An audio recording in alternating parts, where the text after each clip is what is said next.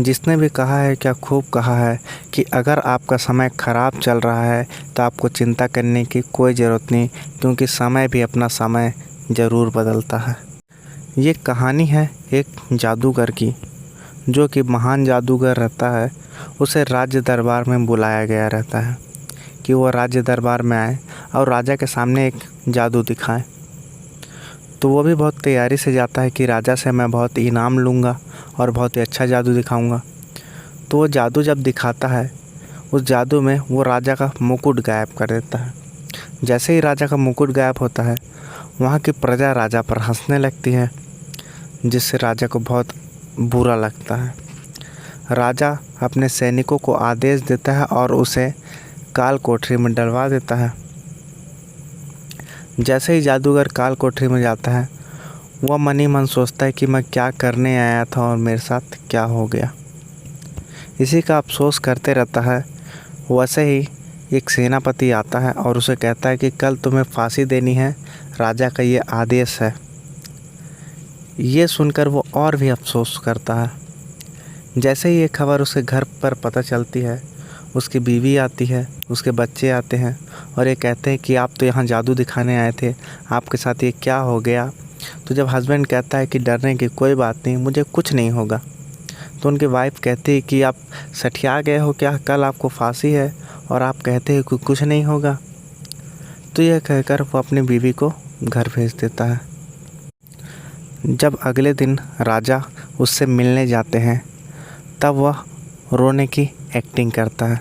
तो राजा बोलते हैं अभी क्यों रो रहा है, कल तो बड़े हंसी उड़ा रहे थे मेरे, तब तूने ही मुकुट गायब किया था जो मेरे मजाक का कारण बना। अब फांसी हो रही है तो तुम्हें रोना आ रहा है। तो उस जादूगर ने कहा कि महाराज, मरना तो सभी को एक ना एक दिन है ही, मुझे इस बात की चिंता नहीं है।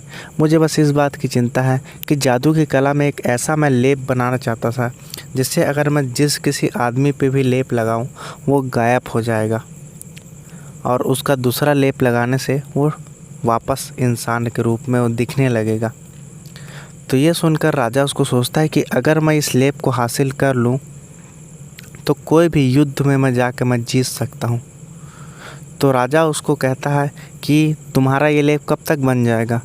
तो वह बोलता है कि महाराज 1 साल लगभग लग जाएगा मुझे बनाने में। तो राजा लालच में आ जाता है और उसे छोड़ देता है और कहता है कि 1 साल में अगर तुम नहीं बनाए तो तुम्हें फांसी की सज़ा ज़रूर होगी।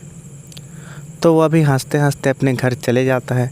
जब घर में वाइफ देखती है तो वो भी खुश होती है कि मेरे हस्बैंड वापस आ गए हैं। जब उसे पूरा प्रक्रिया सुनाया जाता है तो वह फिर अफसोस करने लगती है कि आपने ऐसा क्यों झूठ बोला, आपने ऐसा क्यों कहा कि आखिर लेप बनाने से आप गायब हो जाएंगे, अब तुम्हें 1 साल बाद फांसी होगी। तो हस्बैंड कहते हैं सोच अच्छी रखो, आप काम अच्छे करो, आपका अच्छा ही होगा।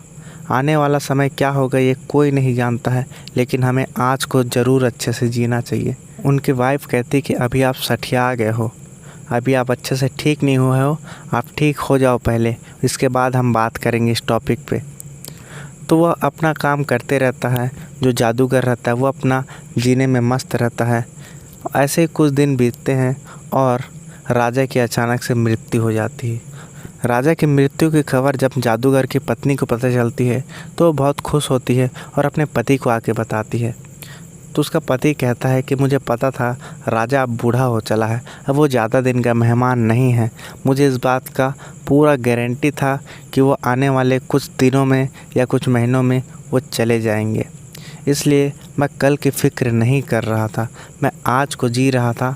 तो इस कहानी को बताने का उद्देश्य सिर्फ यही है कि हम हमेशा दूर की सोचते हैं कि कल क्या होगा, कल क्या होगा। इस चक्कर में हम आज का जीना ही छोड़ देते हैं।